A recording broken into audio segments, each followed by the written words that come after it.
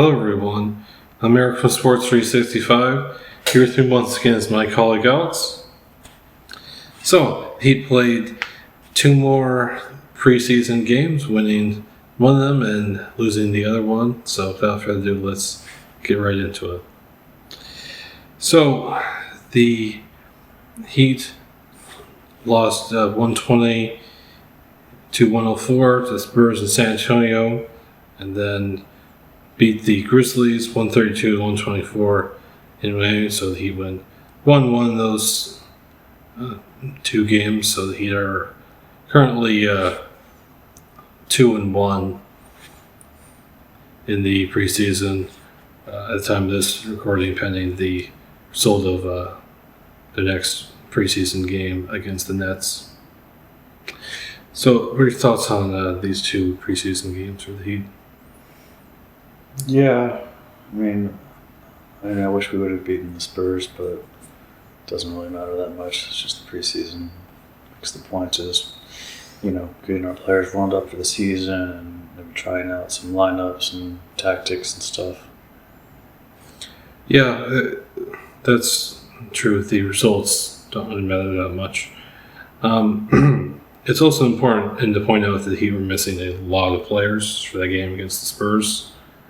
So it definitely impacted the result. But it's good to see the Heat win their next preseason game against the Grizzlies. And I think it's one more general thing is that I think the fans have been really supportive. These are just preseason games, but it seems like the hometown fans in Miami are really throwing all their support behind the team once again. So that's definitely good to see because obviously the atmosphere can be a little muted in some places for preseason games for understandable reasons. Now, obviously overall the game against the Spurs did not go particularly well for the Heat, but Jamal Cain played well in that game. He had 24 points and 10 rebounds. He's definitely the best performer in that game. And then for the Heat's win against the Grizzlies, the top performer was Tyler Hero. He had 30 points and 6 assists in that game. So it's good to see Hero already starting to play well. And I think Jamal Cain has definitely gotten a lot more recognition due to his performances in the preseason. So, what are your thoughts on the Heat's top performers from those two games? Yeah, it's not surprising that we're seeing some of the usual guys like Tyler Hero starting to perform, as well as some of the unsung guys also stepping up and proving they can contribute. Especially with the Heat, we always seem to turn, unknown players into solid contributors. So it seems like that's what we're going to be doing this season as well. Yeah, I agree. I think it's definitely encouraging to see Hero already starting to play well again after he missed a lot of basketball, pretty much the Heat's entire playoff run last season. So yeah, it's definitely good to see him starting to get back to his best. As far as Jamal Cain goes, he's played well throughout the preseason, and honestly, I think at this point, I think he's probably earned himself a standard contract already. I think certainly good enough to have more of a solidified role on the team. I think he could definitely contribute. So honestly, out of the players competing for that one standard contract spot that's left, I think Jamal Cain is the front runner. Now, the two games against the Spurs and the Grizzlies were quite different in a number of ways. The Heat weren't that great defensively in the game against the Spurs, allowing the Spurs to shoot 53% in that game.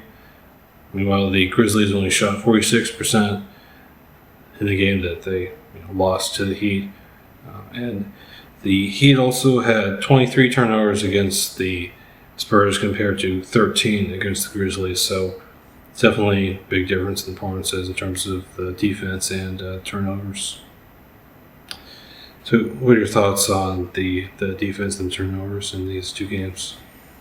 Yeah, I mean, defense wasn't great, and we turned the ball over way too many times against the Spurs. Of course, we're missing some of our best players, so if we had had our best lineup, we would have been better defensively. We want to turn the ball over so many times, we were fine against the Grizzlies, so I don't really think it's much of a cause for concern at this point. Yeah, I agree. Like I said, the Heat obviously were missing a lot of players for that game against Spurs, so it's hard to take too much out of that.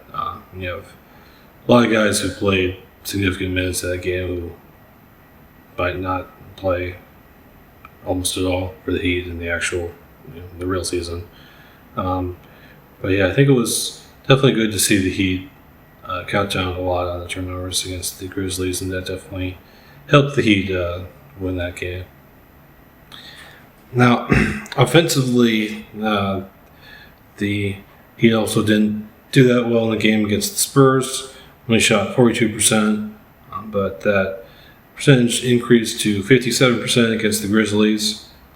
And the Heat also shot much better from three against the Grizzlies, making 39% of their threes, while they only made 31% of their threes against the Spurs. So offensively, the Heat were a lot better in the game against the Grizzlies as well. So what are your thoughts on the Heat's offense in these two games? Yeah, it's really the same story of the defense and turnovers, right?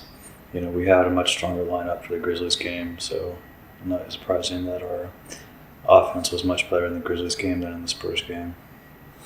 Yeah, that's definitely true. Like I said, it's hard to take too much out of the Heat's game against the Spurs with so many players out. Honestly, as I said, my main takeaway from that game is that I think Jamal Cain has earned a standard contract. I don't think there's that much else to really take out of that, but it's definitely good to see the Heat perform much better offensively against the Grizzlies. And the Heat also did a lot better offensively in terms of points of paint. They had 68 points in the paint against the Grizzlies, while only having 34 against the Spurs. So obviously their interior scoring was a lot better in the game against the Grizzlies as well. Well, there you have it. Heat win 1-1 their last two preseason games, losing to the Spurs, but beating the Grizzlies. I think the Heat are definitely starting to get warmed up well for the season, so it's good to see Tyler Herro's starting to get back to himself, it seems like, and I think Jamal Cain has earned a standard contract, so definitely some exciting developments for the Heat, and obviously looking forward to the start of the real season.